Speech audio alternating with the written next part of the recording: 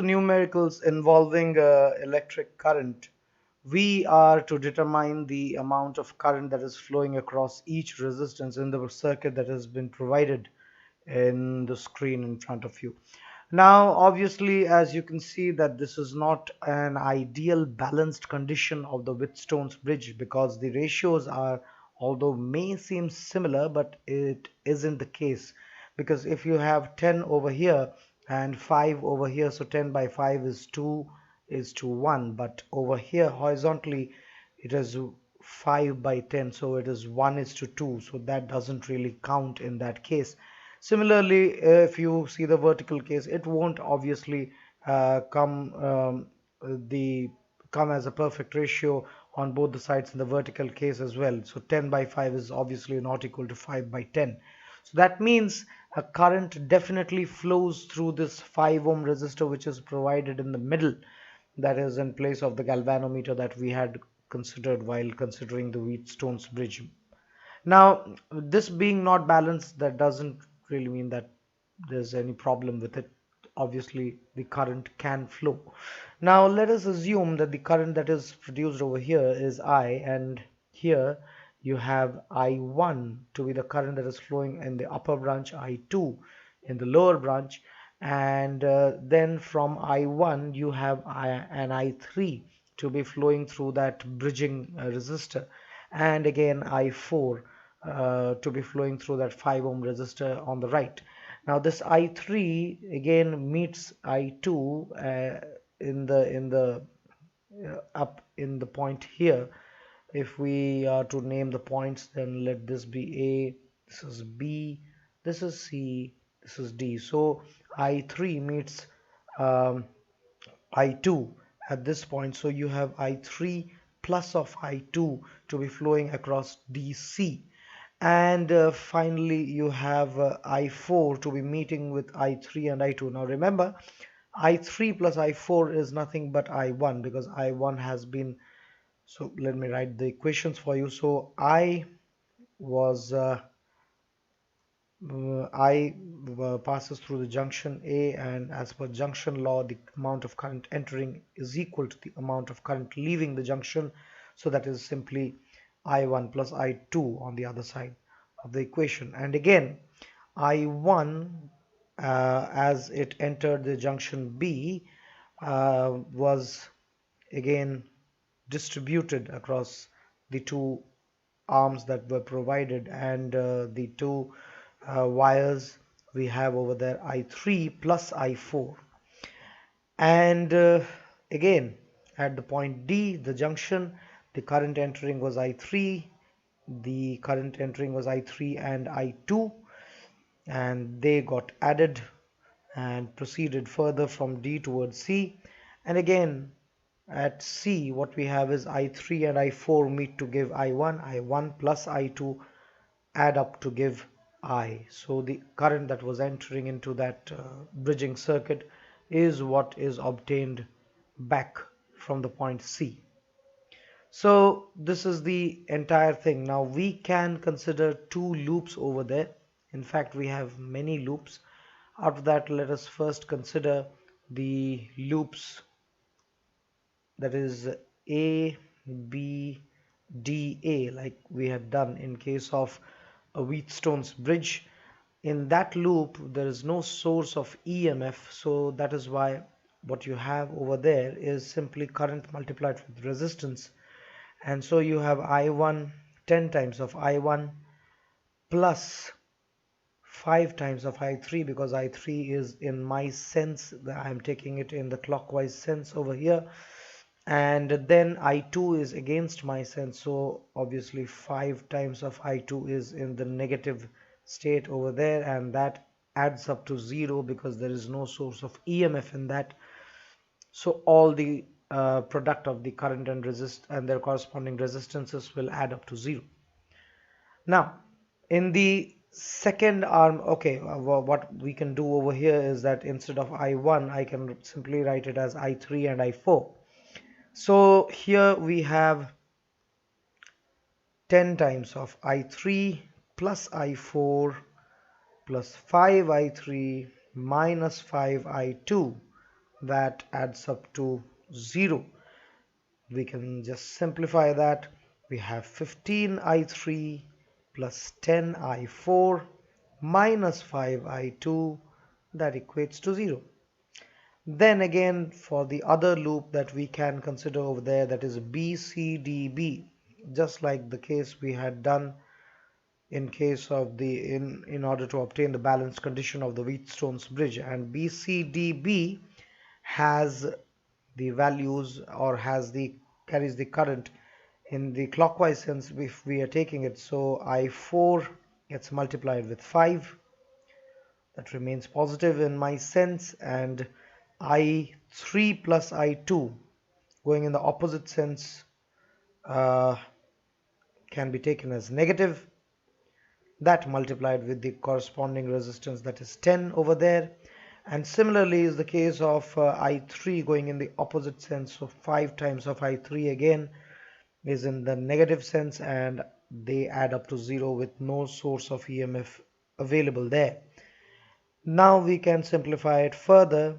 What we have over here is 5i4 minus 15i3 minus 10i2 is equal to 0. Now there are three variables over here, i3, i4 and i2, but we have two equations, so it gets difficult for us to solve them. We need a third equation.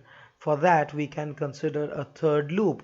Now let us consider that loop that is below over there, this one completely starting from A going through to D and then again to C and then back again to A, which involves an EMF as well. So the loop over there is simply A, D, C and back to A.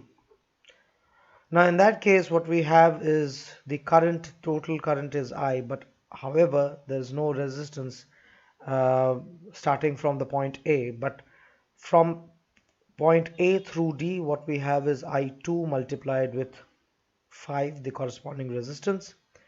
Then again in our sense we have I3 and I2 and they are across the resistor of 10 ohms resistance, and then we have the potential provided by the source of EMF, and that is simply, this is 10, and that is simply uh, from the lower to the higher potential, so we have a gain over there, so it will be definitely negative of 10.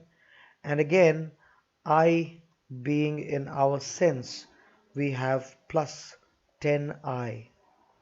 Now remember I was equal to I1 plus I2, so I can write it straight away, I1 plus I2, and equate this whole thing to 0. Then further I will be taking I1 as I will be taking I1 as I3 plus I4. So what we have over here is 5I2 plus 10I3 plus 10I2, and then minus 10 can go to the other side, plus 10. Instead of I1 I have I3, I have I4 as well, and plus 10 I2 once again, and the 10 that was over here has gone to the other side simply as 10. That is for the source of EMF provided. All this getting added up, so what we have, I2, 10 I2, 5 I2 and 10 I2 again, so that adds up to 25 I2. I3 similarly has 20 I3, and the last one, that is I4, that only occurs once, so that is 10 I4. That equates to 0. We can however get rid of the 5 factor that is over here, so this is simply 5i2 plus 4i3 plus 2i4 equals to 2. Now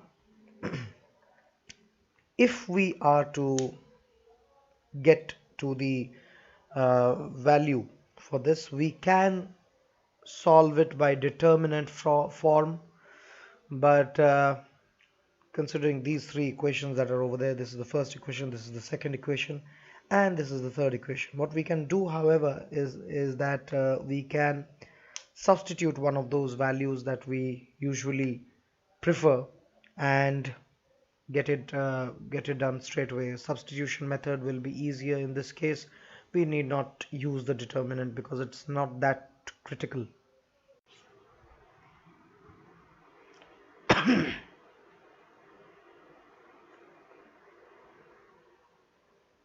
So from equation 1 and 2, what we find is that if we multiply the first equation by minus 2, by a factor minus 2, so what we end up with is that is minus 30 I3 plus, sorry, minus 20 I4 plus 10 I2, that equates to 0, and we add that up with the second equation being plus 5 I4 and minus 15 I3, and then here we have minus 10 I2. Now the minus 10 I2s can get cancelled out. Let me write it properly for you. Minus 10 I2. So the adding these two equations, what we have is plus 10 I2 minus 10 I2 goes to 0. And this is a minus 45 I3 minus 15 I4 is equal to 0. Let me just simplify that. So we can take a minus 15 common and take it to the other side. So what we have over here is 3I3 plus I4 is equal to 0. Let me name that as equation 4. And then from the third and the second equation, these two equations that we have over here, from these two equations what we can get is that if suppose I multiply the third equation by a factor 2, so we add up equation 2 plus 2 times of equation 3. So what we get over there is that 5I4 minus 15I3 minus 10I2 equates to 0. That is the second equation, and for the third equation I multiply it with a factor 2. So here in the for I2 I have 10I2, which is a plus, and 8I3 again in the plus side, and then 4I4, that is equal to 2 times of 2, which is equal to 4. Now adding these two equations, what we get is the I2s can get cancelled, and finally we have 9I4 minus 7I3 equals to 4. Let this be equation 5. Now from 5 and 4 what we get is that 3I3, so fifth equation is minus 7I3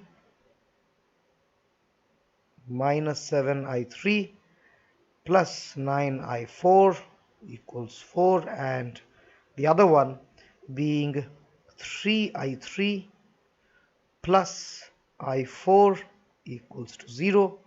I can just multiply this second equation by a minus 9 factor. So what that does is that cancels out the I4 terms. Minus 9I4 plus 9I4 gets cancelled out, and this remains minus 27I3 minus 7I3, so that gives me minus 34I3, and that is equal to simply 4, because 9 times of 0 is 0 in the right hand side. And then we have I3 to be equal to minus of 2 by 17 amperes. Now you need not worry about the negative sign, because the negative sign just suggests that we have taken the direction of the current in the opposite sense of what it is flowing, because the current in case of the arm or the wire AD, that is I2, that not exactly I2, I3, that is in the arm, where is that? Yes, in the arm BD, okay, the bridging arm or the bridging wire, I must say, that flows from D towards B, because we had taken it to be flowing from B towards D. Instead of that, it flows the other way around, that is from D towards B. because of the potential that has been provided. Now, having obtained I3, we can just obtain I4 from the above equation. Let us take this equation, that is this one, that is 3I3 plus I4 equals 0. So that means 3 times of minus 2 by 17. Remember, that is the value of I3 that we have obtained, and that plus I4 is equal to 0. So I4 simply is equal to 6 by 17 amperes. With I3 and I4 available, we can obtain I2. So what is I2? We can obtain I1. I1 is equal to I3 plus I4. That means we just add them up. I3 is minus 2 by 17 and I4 is 6 by 17. That added gives us 4 by 17 amperes is the value of I1. Having obtained the value of I1, we can now proceed to obtain the value of I2. I2, well, you can choose any equation. Let me take the equation number 2 over here.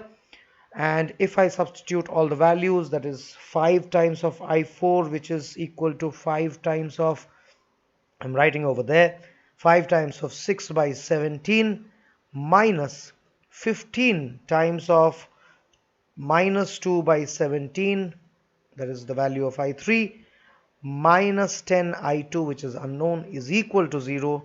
So from this value, what we get is 30 by 17, taking it in another line or another form.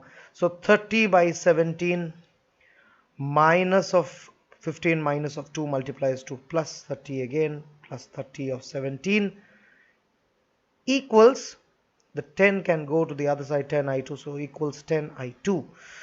As you can see, this is just 60 by 17 and divided by 10 gives me 6 by 17. So I2 is 6 by 17 amperes. So in each of the arms that you have over there, or each of the segments or wires, you can say anything. So you have the values of current of I1, I2, I3 and I4, and overall the value of I. So what does what do these values add up to? That is the value of I. So I is simply equal to I1 plus I2, I1 being 4 by 17 as obtained over here, and I2 is the value that we obtained over here, that is 6 by 17. 6 by 17, so that adds up to 10 by 17 amperes.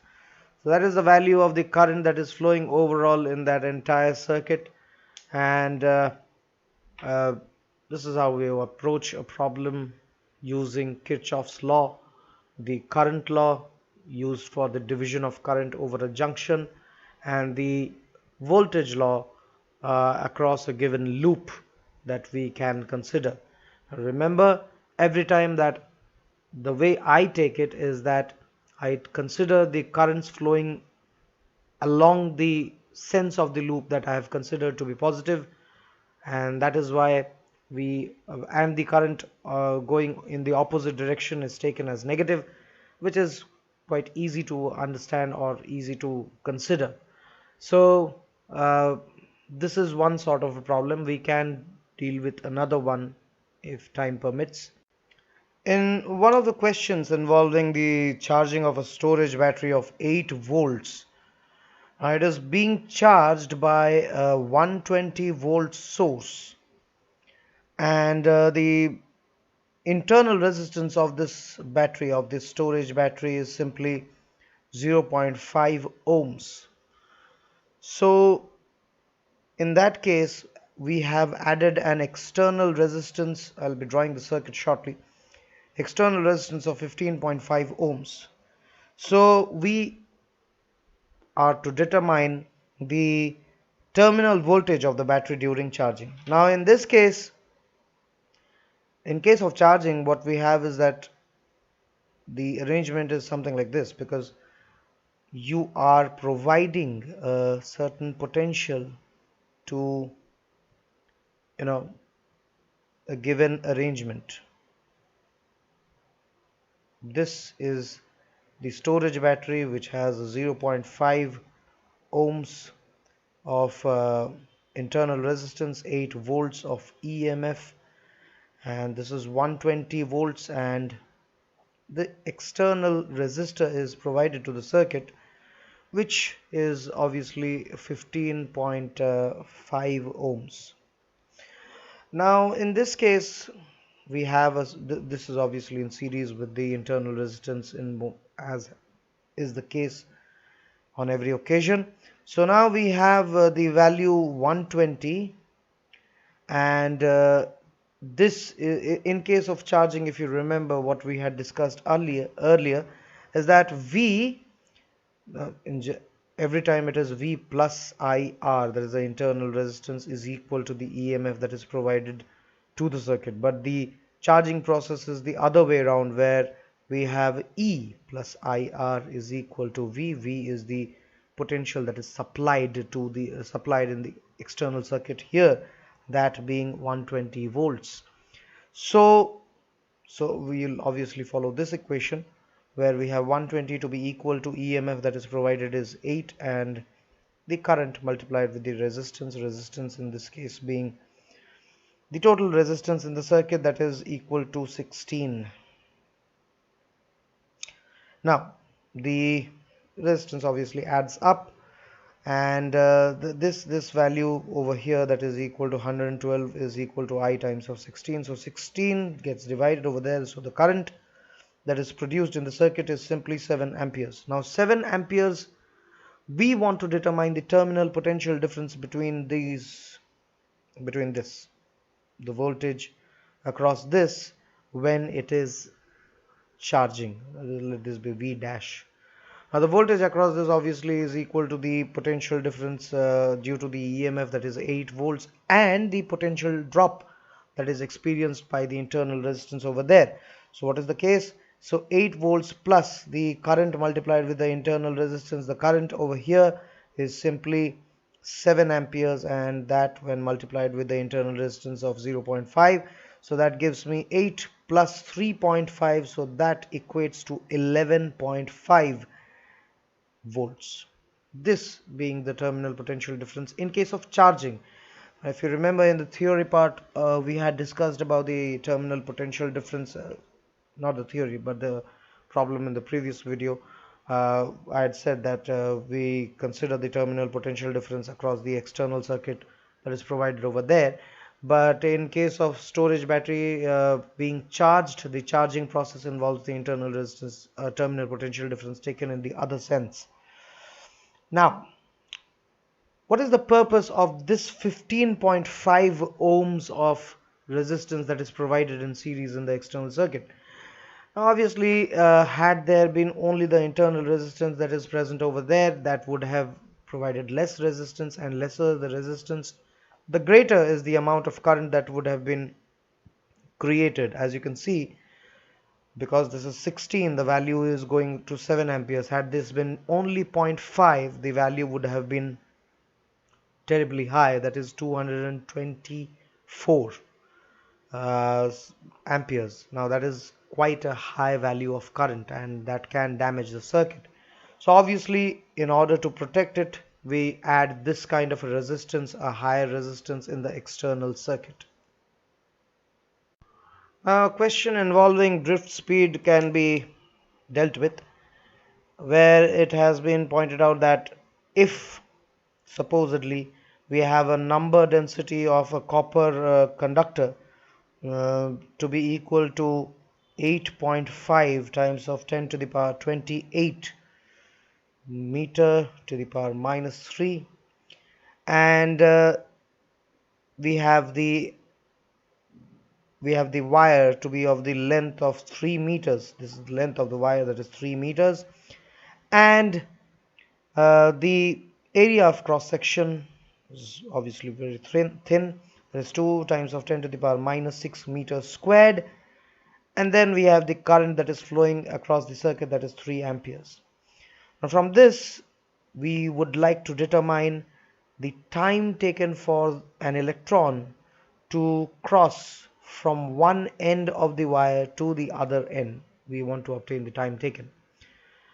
Now, in order to find that, first we have to obtain the drift speed. Now, the drift speed is related to the current by the form NEA times of VD, and N here with all the parameters available, that is 8.5 times of 10 to the power 28 value of N, multiplied with the value of E, that is the charge of an electron, 1.6 times of 10 to the power minus 19, multiplied with area of cross section, that is 2 times of 10 to the power minus 6, and finally the thing that we have to obtain, that is VD, the current has been given to be equal to 3. Now with all those values going to the other side by cross multiplication, we have VD simply to be equal to 3 divided by all those range of values that we have over here, 8.5, 1.6 multiplied with 2, the power of 10 finally, with minus 6 minus 19 adding up to minus 25 plus 28 is 10 to the power plus 3. That can go up in millimeters per second, but we'll keep it in meters for the question. So 3 divided by 1.6 times of 8.5 into 2. So 8.5 times of 2 is 17. 17 into 16 is equal to 200 and 56 plus 16, that is 272. 272, that is 27.2. So 3 divided by 27.2 is what we end up with in that place in the denominator, and this is 10 to the power minus 3. Now obviously 3 divided by 27 is approximately 27.2 is approximately 1 by 9.1. So that being the value of drift speed is equal to the length divided by the time. So the time will be equal to the length. What is the length? Length has been provided as 3 meters divided by the drift speed. Drift speed is 3 divided by 27.2. 27.2 can go up, and obviously we had a 10 to the power minus 3 factor over here, which can be taken up, so 3's get cancelled. 27.2 times of I don't think I've made, yes, I probably have made a mistake regarding the power of the 10, because the time will obviously be very slow because it is drifting. Let me check that. No, I usually don't make mistakes. The calculation is pretty clear because 10 to the power 3 is obviously greater time. So it takes a hell of a long time to travel through that length of 3 meters because the drift speed is very slow. So this is 27.2 into 10 to the power 3. We can just take it to a significant digit of 2.72 times of 10 to the power 4 seconds. That is pretty okay. So that is the value of the time taken. So you can see that the electron, and any electron, takes a lot of time because there are a lot of particles. It is because of this number that we have over there, the huge number of 10 to the power 28. They will be colliding against one another, and as a result of that, the time taken for an electron to travel is quite high, 10 to the power 4. That means it will take a very long time to travel just a distance of 3 meters, because its speed, as you can see, is in 10 to the power minus 3.